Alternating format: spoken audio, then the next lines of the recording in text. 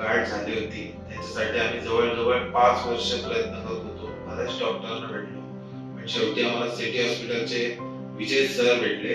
त्यांनी आम्हाला हरीश नाईक सरांचं रेफरन्स दिलं. हरीश सरांना भेटलो, त्यानंतर त्यांनी सांगितलं की हे ऑपरेशन आपल्या इथे होत आहे आणि त्यांनी 8 दिवसांनी आम्हाला ऍडमिट करून ऑपरेशन करून घेतलं आणि ते ऑपरेशन सक्सेसफुल होऊन ते आता सध्या माझे बाबा इथे आहेत.